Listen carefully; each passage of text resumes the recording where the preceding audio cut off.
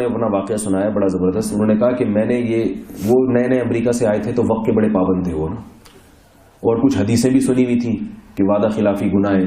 تو وہ جب السلام علیکم ورحمۃ اللہ وبرکاتہ. امید ہے کہ سب دوست خیریت سے ہوں گے. مولانا طریق مسعود صاحب کی ویڈیو کو سماعت فرمائیں. کا ٹائم دیا, کارڈ پہ لکھوایا 9 بجے, اور یہ کہا کہ 9 بجے کا مطلب 9 بجے ہی ہوتا ہے.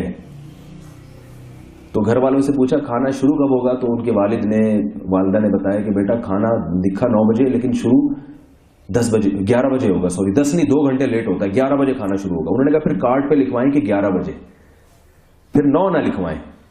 بات سمجھ میں آ رہی ہے؟ جب کھانے نے 11 بجے شروع ہونا ہے تو ہم جب 9 بجے کا لکھیں گے تو یہ تو جھوٹ ہو جائے گا نا. تو ہم نے لکھوانا کیا ہے 11 بجے. تو انہوں نے کہا بیٹا اگر 11 بجے لکھوائے تو لوگ آئیں گے 1 بجے. ٹھیک ہے, کیونکہ 11 کا مطلب لوگ کیا سمجھتے ہیں 1, کہ 2 گھنٹے, 11 بجے کوئی بھی نہیں آئے گا. تو انہوں نے کہا نہیں پھر ہم 1 بجے لکھوا لیتے ہیں.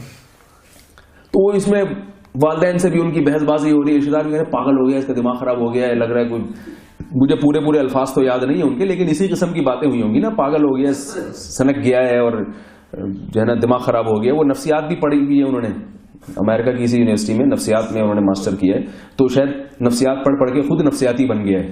تو وہ گھر والے سمجھ رہے تھے یہ امریکہ سے نفسیات پڑھ کر آئے ہیں تو یہ بھی کیا ہو گئے ہیں, پاگل ہو گئے. تو 9 بجے کا مطلب 9 بجے. تو یہ بحث چلتی رہی. انہوں نے کہا ٹھیک ہے پھر 9 بجے لکھواؤ, لیکن یہ لکھواؤ کہ 9 بجے کا مطلب کیا ہے, 9 بجے ہی ہے. اب ہوا کیا, یہ ٹائم کے پابند تھے نا, پاکستان میں ٹائم کے پابند. یہ واقعہ بڑا ہے, واقعہ نہیں ہے, یہ میں سمجھا رہا ہوں کہ صرف شادی میں نہیں ہے, ہر چیز میں ایسے ہو رہا ہے, ہر چیز میں.